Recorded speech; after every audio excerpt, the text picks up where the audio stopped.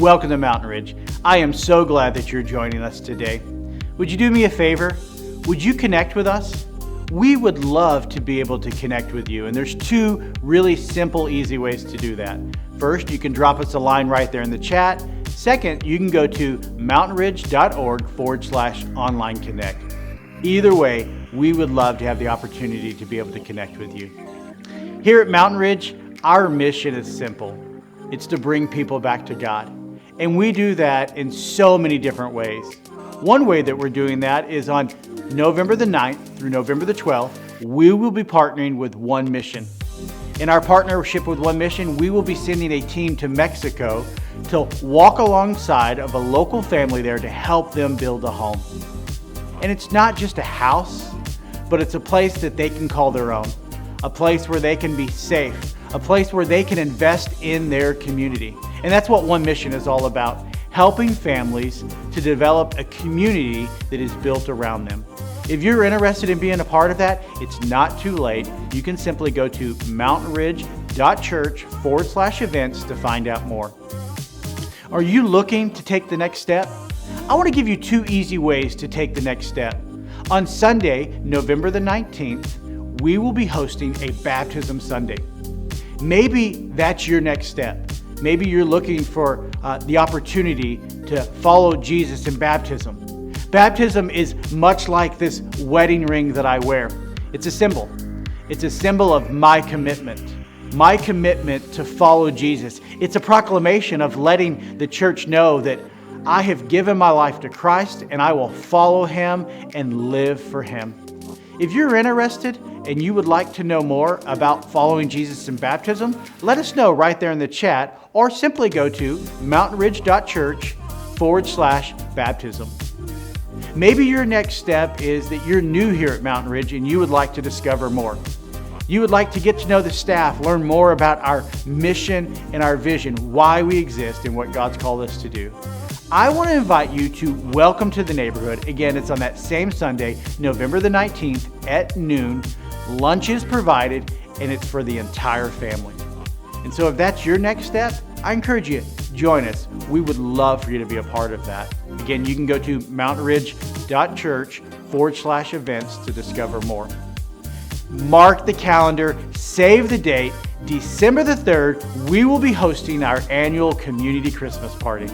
It's going to be an experience that you're not going to want to miss. It's for the entire family, and it's a great opportunity for you to invite somebody to come and to kick off the Christmas season. Again, mark your calendars, December the 3rd.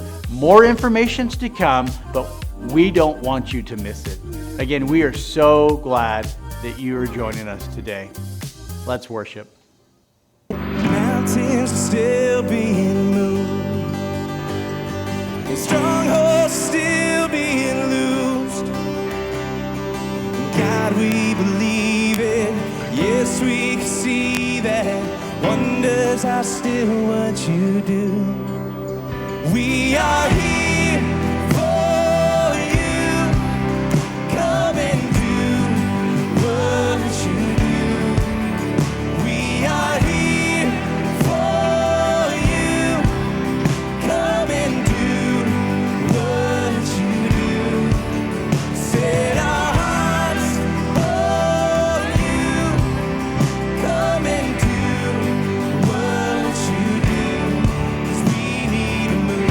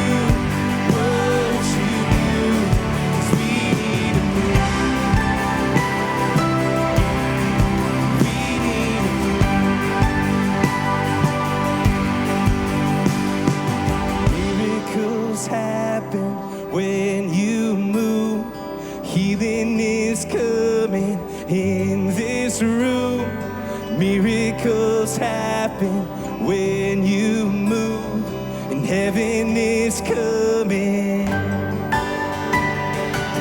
Miracles happen when you move, healing is coming in this room. Miracles happen when you move, and heaven is coming. This is a move. This is a move. We are here for you. Come and do what you do. We are here for you. Come and do what you do. Set our hearts on you. Come and do what you do. 'Cause this is a move. This is a move. This is a move. This is a move.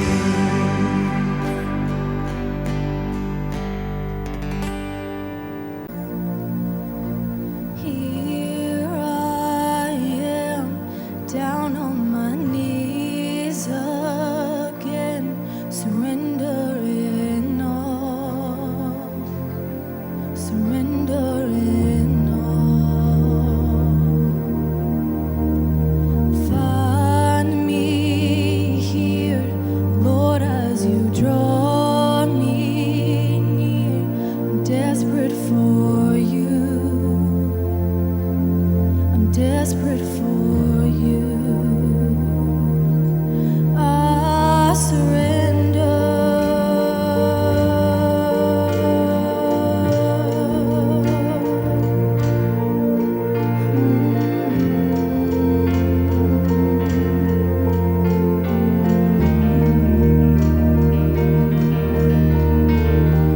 Drench my soul as mercy and grace unfold.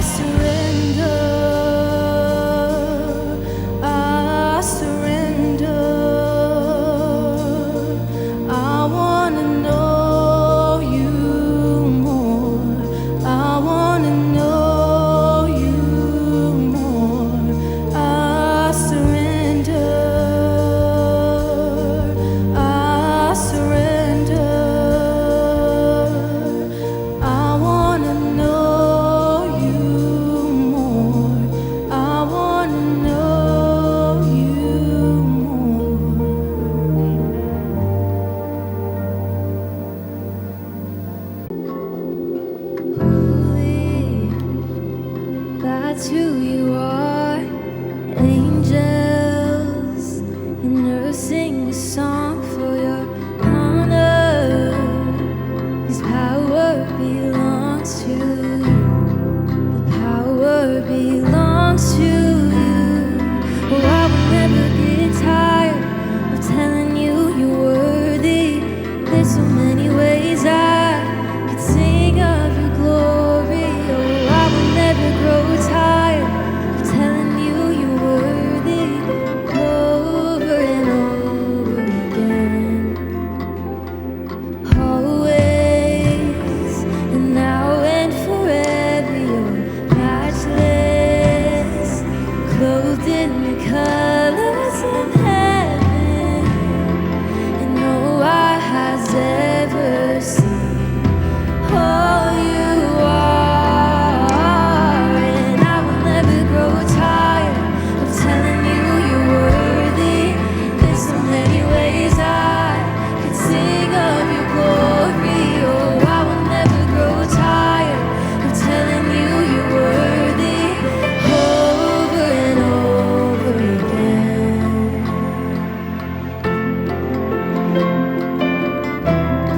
And over and over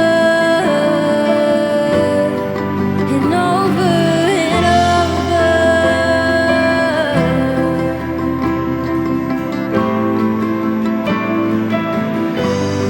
And join with all the heavens, join with all creation, join with all the angels. We sing you holy,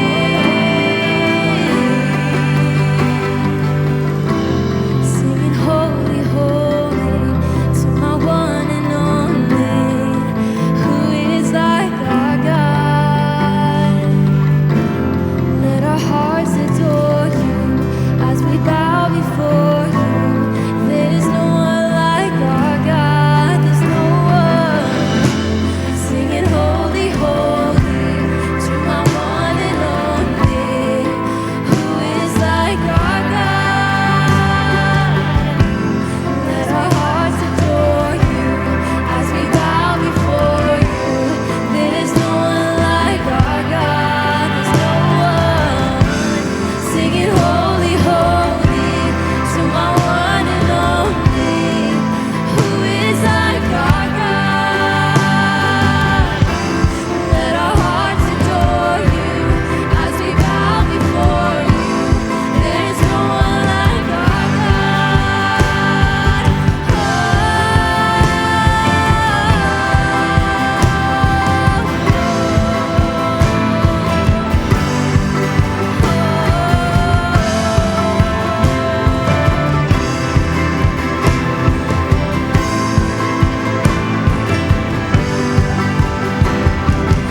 I will never grow tired of telling you you're worthy. There's so many ways I could sing of your glory. I will never grow tired of telling you you're worthy. There's so many ways I could sing of your glory. I will never grow tired of telling you you're worthy. There's so many ways I could sing of your glory. I will never grow tired of telling you you're worthy over and over again. Over and over again. Over and over. Over and over again.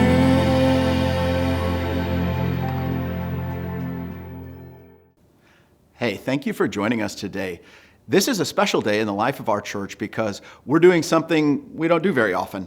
Our entire church that's on campus today is loving their neighbors by serving them.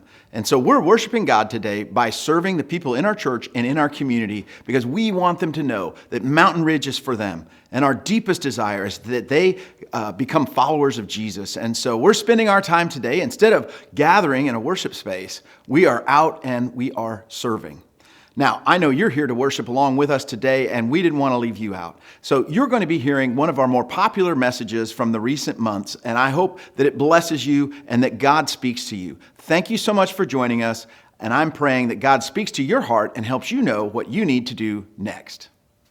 I gotta tell you, I love every time we start a new series. I love every series we do. But this particular one, I have been looking forward to for months, literally for months. Along about January or February, we started talking about this series because we felt like this is a moment that could be so impactful for you and for our church together. And so I'm so glad that you're here, whether you're here in person or online. This is going to be a fantastic experience that we get to take together as we explore the idea of talking to God. Now, to kind of get rolling this morning, I don't know about you, but I have always been fascinated by experts. People that are kind of, they're the best at what they do. They're the ones that everybody looks to, listens to. I mean, the things they know, the things they've accomplished.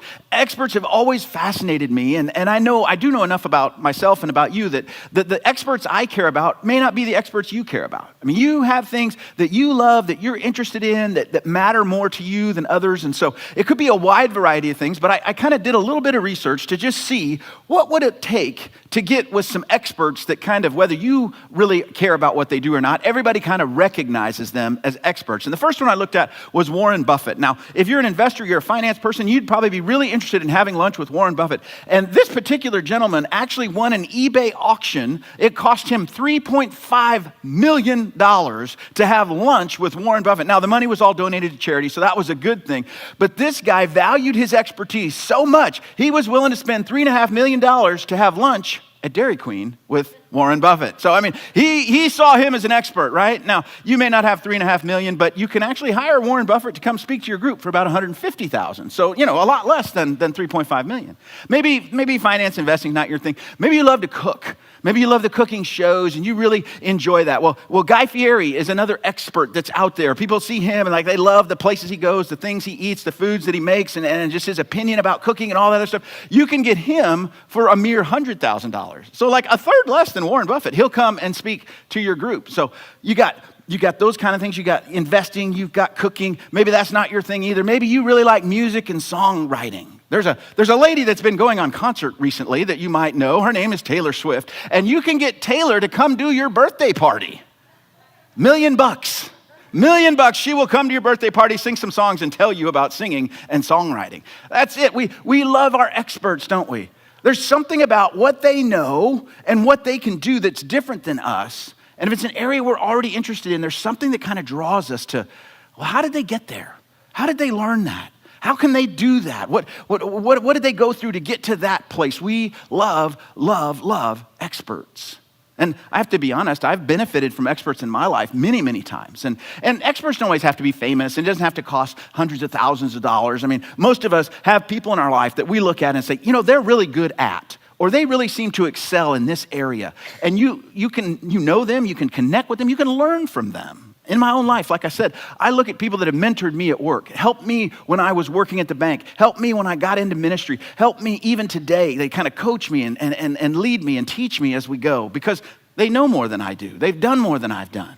I've had experts that have coached me and helped me not only in work, but even in my own spiritual life. People that have followed Jesus longer and more deeply than I have, and I learn from them. I've had experts coach me in marriage and help me understand how to have a better marriage. So you can literally find an expert in any particular field, but spoiler alert, really bad dad joke coming, okay? Did you know not everybody can be an expert? Did you know that? Did you know that short people can't be an expert? Do you know why? Because you can't look up to them. Oh, yeah. Hey, as a close to being short person, I resent that. So I understand if you're feeling, no. But the reality is, just about anybody can be an expert. I mean, what does it take? It really only takes two things. It takes the knowledge that you know a little bit more than the people that you're leading or teaching. And it takes a little bit of an accomplishment, that you've actually done some things. That kind of gives you some credibility that puts you in that expert or mentor status. And that's what we all care about. That's what we're interested in. And so whatever areas of life you would like to find an expert, you can probably find one. There is something that's very unique to us here today in this room and these folks around us. And I'm going to make an assumption about you, so I'll say that right out of the gate. I would assume that you have at least an interest in the spiritual, that you have at least some kind of pull towards connecting with God, because otherwise, why would you be here, right? You could be at home, you could be out to eat, you could be doing something with your family, you could be in all kinds of different places, but you chose to be here. And so I'm assuming there's a little bit of something in you that draws you to God and issues of faith.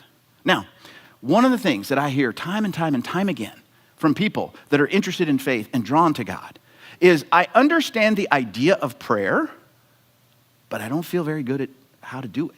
I don't feel like I know exactly what to do. I'm always kind of second guessing myself. Like, is that right? Did I do it right? Am I saying the right things? Does God really hear me? I mean, he probably hears other people, but does he really listen to me the same way he listens to, like, people that are further ahead than me? And I don't really pray that often, so does he get mad that I don't check in very, what's going on behind all this? We all have all these doubts and second guesses and questions about prayer. And almost anybody you ask, do you pray? Yes, I do. Would you like to get better at it? Yeah, I need some help. I mean, that's constantly the place we feel, which is weird, because prayer is so simple. Anybody can understand it.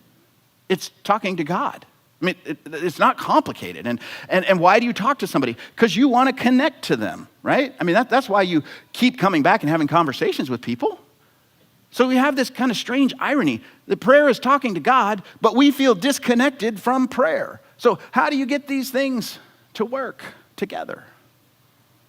It's almost as if Jesus knew that this might be a struggle.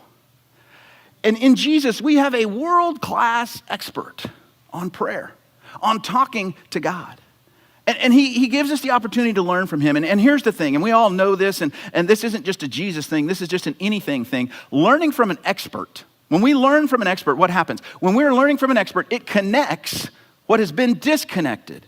This thing we're interested in, this thing we want to know about, this thing we want to do better at, when we learn from an expert, they basically begin to connect the dots for us.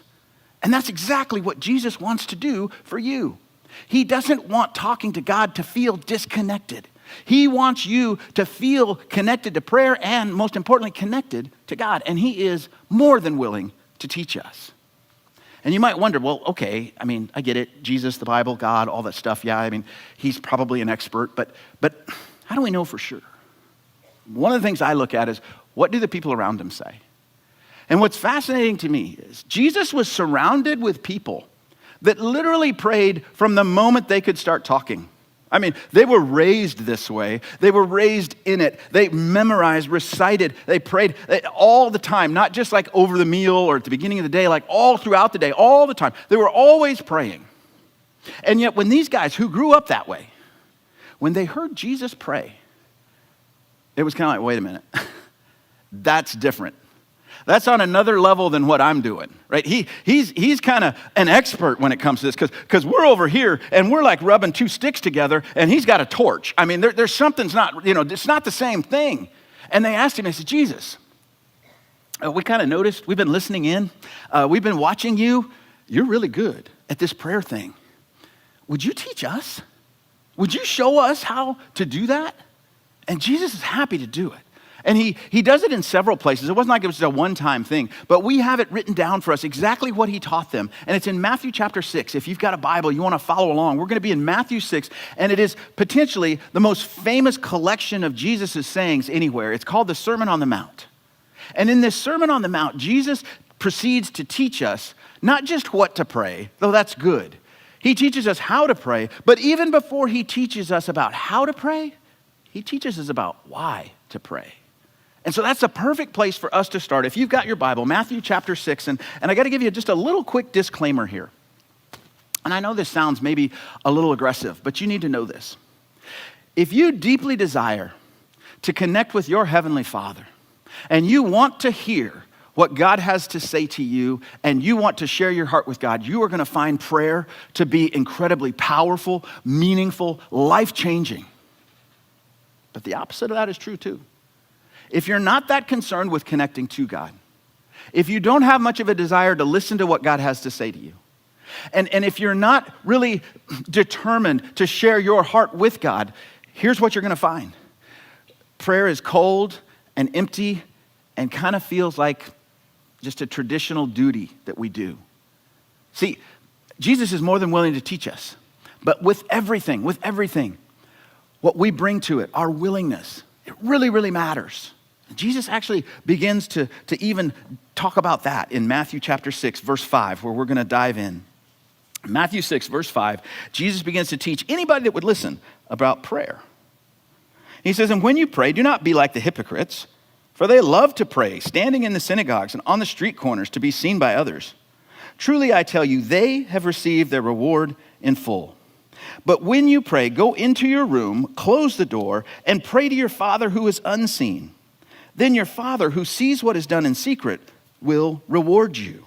Now, right out of the gate, he gets our attention because he says, don't be like the hypocrites. And just like then, now, when we hear that word, the first thing we do is we want to back up. I don't want to be a hypocrite. That's a terrible thing to be. I don't want to be a hypocrite. I don't want to think of myself as a hypocrite. I don't want to be around other people that are hypocrites. So he gets our attention right away. He says, don't be a hypocrite. Well, I thought you were going to teach us how to pray. And he is. He's talking about our hearts. Now, they had a kind of different world than we do. He said, don't go into the synagogue. That's their version of church. And pray so that everybody will see you and notice you and look at you. Most of you are like, okay, that's easy, check. I don't do that. He said, don't go out on the street corners and pray so that the world around you can notice how holy and righteous and godly you are because you're praying out on the street corners. And again, most of us are like, okay, check. Yeah, I don't do that either. So far, so good. I'm not a hypocrite, right? He's making a point. He's saying you don't pray to be noticed by other people. Prayer is no place for posers, right? There is no opportunity in prayer to pretend to be someone you're not. It doesn't work. Jesus flatly condemns it. He says you're not praying with an eye towards what other people think. You're not praying with an eye towards how it builds my image or hurts my image. Because while we may not stand up in church and pray so that people notice us, and we may not go out on the street corners and pray so that people notice us, sometimes we may do the opposite. We may kind of hide the fact that we pray.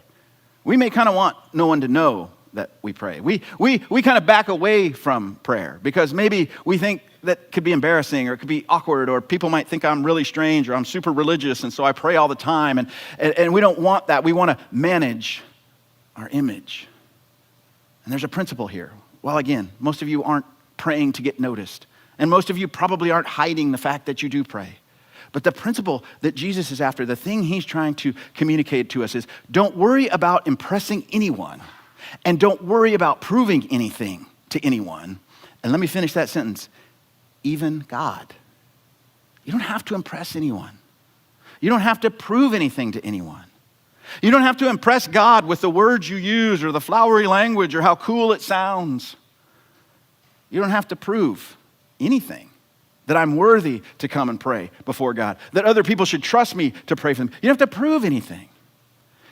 In essence, he's saying, don't worry what other people think and how they see you. Instead, make it a priority to connect with the God who already sees you. It's important. It really matters how you come to pray and why you're praying. And so Jesus is kind of brushing all this stuff off. And that's why he says, go away. Go someplace quiet. Get to a place, get to a situation where other people can't see you. Now you don't have to worry about what they think. Now you don't have to worry about if you're proving anything or not proving anything. You can kind of put all of that out of your mind and out of your head so that you can focus on God. Now, the truth is, you're not always going to be able to do that. There's going to be times in your life where you want to pray and you need to pray, and it's just not practical to get away from everybody. It's just not practical to go get by yourself, and that's okay. But as much as it is possible, he's saying, make it your routine. Make it your habit. Make it your rule of life that when I can, I'm going to get somewhere quiet and I'm going to get away from the people because I want to talk to God. Most of you, you've been around long enough. Maybe you knew this intuitively or maybe you figured it out since then.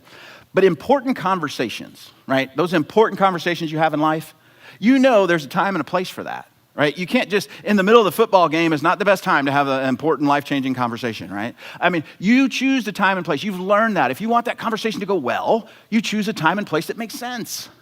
It's really the same idea. If you can develop this daily habit of checking in with God, getting clear of all the noise and all the people and all the stuff, and have that important conversation with God, you will find it starts to change you. It starts to make you into a different person. And prayer becomes not this cold, lifeless, I think I'm supposed to, I really need some help, maybe God will bail me out kind of thing. actually becomes a connection. It actually starts to feel like a meaningful, important conversation, maybe even the most important conversation that you're going to have today. You see, sharing your heart changes your heart. We're going to come back to this over and over and over during this series, that sharing your heart changes your heart. Because here's what I've seen happen in my own life, in the lives of people that have led me and mentored me and taught me. That when I consistently pray the way Jesus is talking about, with the motives he's talking about, when I make that my focus, I'm the one that changes. Yes, the situations change. And yes, I see God do things that I can't explain any other way. But more than that, and more consistently than that, what happens is my heart changes. I go from a place of living in a world that's filled with a lot of chaos and confusion to feeling a sense of peace. I go from a world that it just feels really restless, and my soul always kind of feels a little on edge and just a little bit unsettled, to finding real rest. I start to see who God really is and who I really am. And all these things happen when I share my heart with God in prayer, when I take the time to allow that conversation to happen.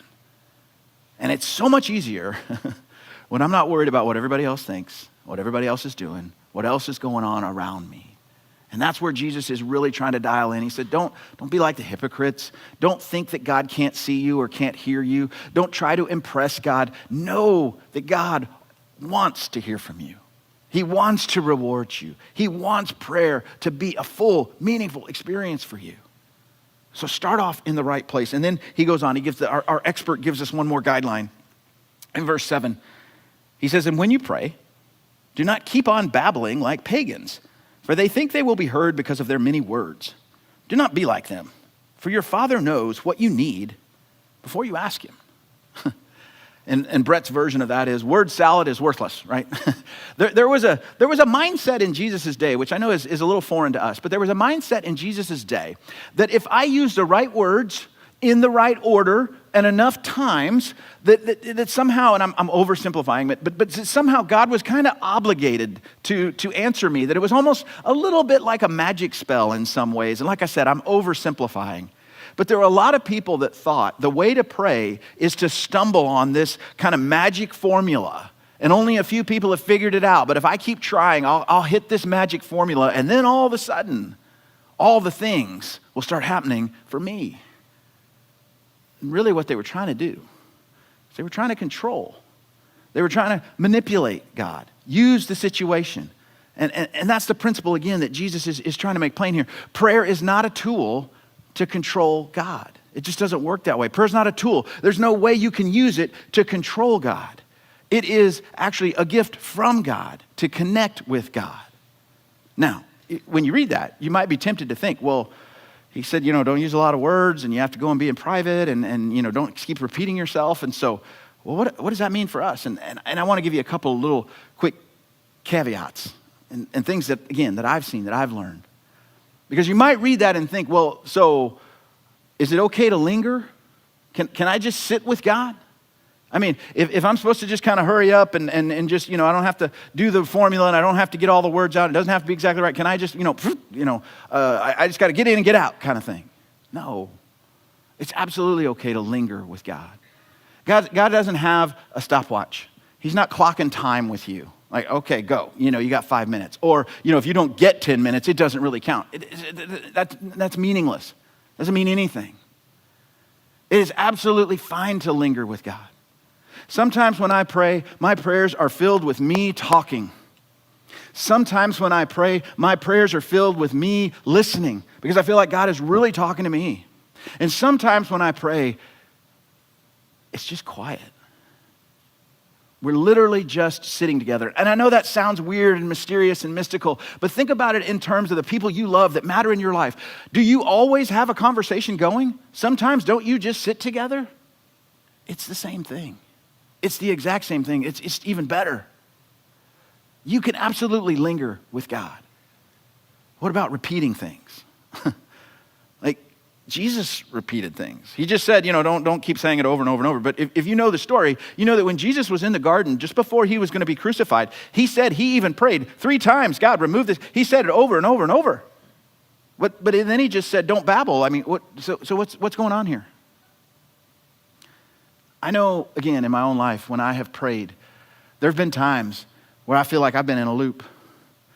As I prayed intensely for my daughters, as I prayed for my wife, as I prayed for you, over and over and over, God, would you give us wisdom? God, would you protect us? God, would you give us the courage to trust you and to listen to you over and over and over? And am I praying so that I can obligate God? No, not at all. Here's what's going on. I'm praying because I need to work this out with God. It's not because God doesn't know, and it's not because I'm trying to obligate God, and the success of my prayer is not based on how long it is, and it's not based on how original or non or repetitive or whatever else it might be. It's my heart aligning with His. And sometimes I have to pray over and over and over to get my heart aligned with His. That's what's going on. So never be afraid to linger in prayer. Never be afraid to repeat yourself in prayer. Just understand, those are things that you work through with God. They are not things you use to try to work over God, right? It's not a tool to control. It's a relationship that you're working through. So Jesus is pretty explicit. He's telling us, our expert on prayer is telling us, this is where it starts. This is what happens. What's going on in your heart is the most important thing. And so if I could summarize it, this is a long, clunky sentence, but it's the best I could do, okay? When it comes to prayer, prayer is a thoughtful and direct outpouring of the heart, not a thoughtless, misdirected outpouring of words. It's what's going on inside your heart, which I know even that word and that language gets a little weird. It's what's going on in your soul. It's what's going on the inside of you. The things that nobody else knows and you're only roughly in touch with. And sharing that with God. Talking to Him about those things. That's what prayer is. It's not about all those other things. It's not about impressing anyone. It's not about proving anything to anyone. It's not about controlling God. Prayer is about getting quiet.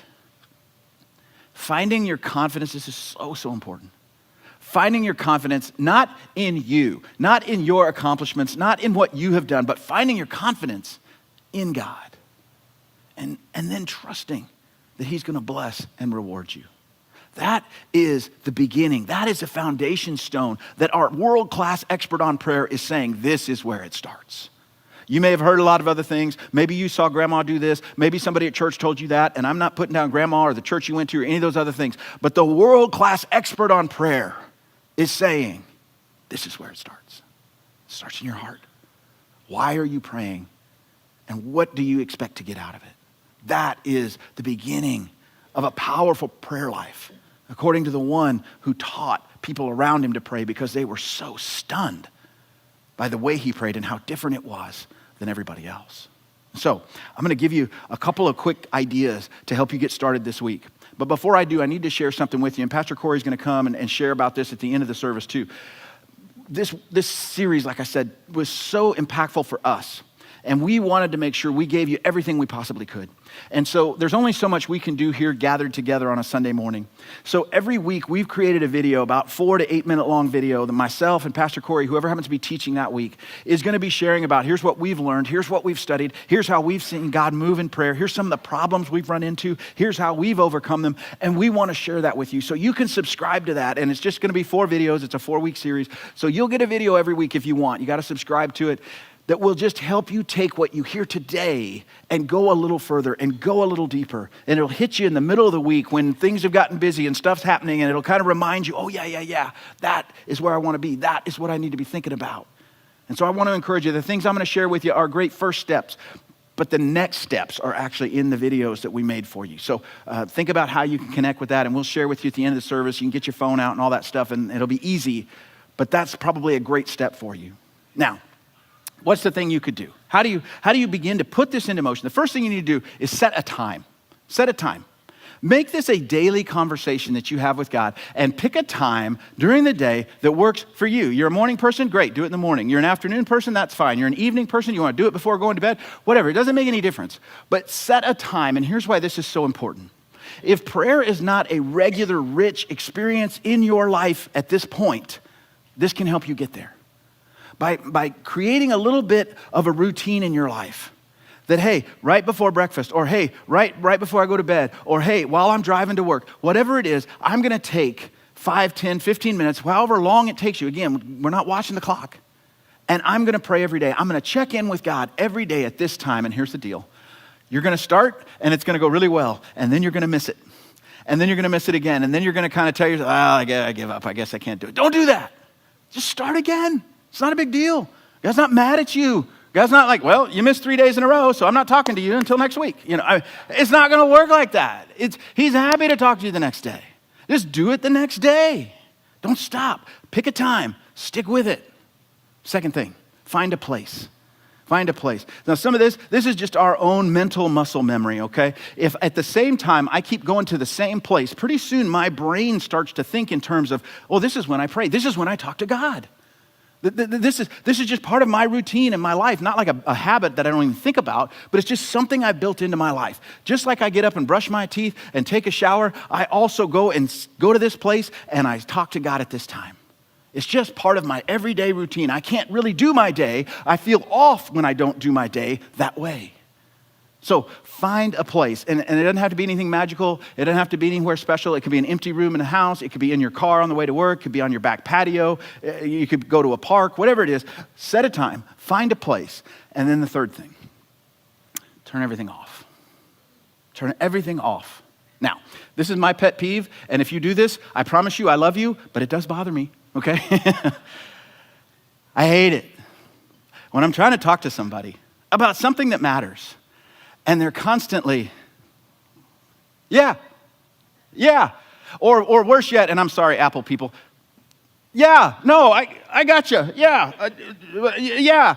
Or have you ever had a conversation with your spouse over their laptop screen or while you're streaming something on TV? You're like, this is driving me crazy. I want to talk to you about something important, and you're so wrapped up in all the notifications and the dings and what's going on and what's coming in and what's going out and who posted on Facebook. Stop it. Let's talk. God deserves that. Shut it off. If you're too tempted, pick your place where you have no reception, okay? Get rid of your laptop, get rid of your phone, take your watch off, just leave it. Don't even pick it up yet. Talk to God first, then pick it up. You're like, well, yeah, but what if something happened? What if it... The world will get along just fine. I promise. And you know what? You'll be in a better place to deal with whatever's going on in the world if you talk to God first anyway. So turn everything off. And then finally, last one, use the Bible. Use the Bible. Let the Bible shape your prayers. And we're going to start to touch on that next week. And like I said, you're going to want the videos because we're going to really go into depth on this idea in the videos. But it's a very simple idea. People have been walking with God for thousands of years. And hundreds, if not thousands of those prayers have been written down and preserved in the Bible. They are a fantastic source. They are a fantastic guide that teach us how to pray, how to talk to God, especially if you feel like, I don't really know what to say. I don't really know how to do this. I don't know if I'm doing it right, and you kind of second guess yourself. The Bible gives you an incredible framework. This is how so many people in the past have learned to pray and found it to be effective and found that their heart connects with God and it aligns with God when they pray this way. It's a marvelous, marvelous model for you. And like I said, you're going to want to subscribe to the videos. You don't want to miss next week because we're going to start to get into that. But it starts with your heart. And we have an expert teacher that is so excited and so willing to teach us what he knows and share with us what he's already accomplished, that we might connect with God in the same way. And that's exactly who we are. And I hope you're experiencing that individually. But my prayer and my passion is that our church would experience this as a body, as a group together, that we would learn and begin to understand what it looks like to pray and talk to God, to align our hearts with his, to be led by God, and even to have that sense of connection with God. He is with me. Now, what do you do when what you need to pray about is so big, is so much? It feels like it's too much for you. Another thing that we're going to be focusing on as a church for this next month and really hopefully just going forward is how can we pray for each other? If you were with us last week, we talked a little bit about the fact that so many of you are in small groups and you go to your small group leader and you go to your small group and your community group and say, hey, this is what's going on. Would you pray for me? And they absolutely do. And I'm so glad that they do. But if you're here with us today, any day really, and you feel like, man, there's something going on. I need my church family to pray with me. I need my church family to pray for me. We actually have a team. There's over 40 to 50 folks in our church that have signed up and said, hey, we want to pray for each other. And when there's something going on in our church, we want to pray about that. So how do you let them know? Super, super simple. These little orange cards. On the back of it, the whole back is a prayer request. You can simply share what you want us to be praying about with you. They're in the black boxes. You grab one. They're there every week. You can grab one and write down what's going on and just drop it in the slot, and our prayer team will be praying with you all week long. So that's an easy way to let your church family know what's going on. Maybe you like the digital version. If you've got our church's app, there's a button on the very front page that says prayer request. It's basically this same thing, except it's in digital. So if you don't want to write it out and type it out, you can punch that button, put in your info, hit send, same thing. It'll go to our prayer team, and we will be praying for you. There's no reason not to step into this. We've got a world-class expert that's showing us how. He's teaching us how to pray individually, and he's teaching us how to pray for each other. And I can't encourage you enough to take advantage of it. Let us as a church family be praying with you and be praying for you. And find yourself a time and a place to connect with God. I don't know about you, every time somebody opens God's word and I get a chance to hear what God has to say, not only does it help me worship, but it also motivates and compels me to move forward. And I hope that was your experience today. Thank you for joining us. What we did today was unusual, as I mentioned earlier, because our entire church went out and served in our community today. And the reason that's possible is because people give generously. As a part of their worship, they give to God through our church, and it allows us to love and bless our neighbors. So I would invite you to continue worshiping today through giving, and there'll be opportunities and options, links that you can click. I hope you'll do that. And then join us next week as we start a brand new series called Rejecting Expectations. It really is based on two simple truths. We all have expectations. Some of them are healthy and some of them are unhealthy. So join us as we talk about the expectations that God has for you to live and to thrive in Christ. I hope you'll be with us.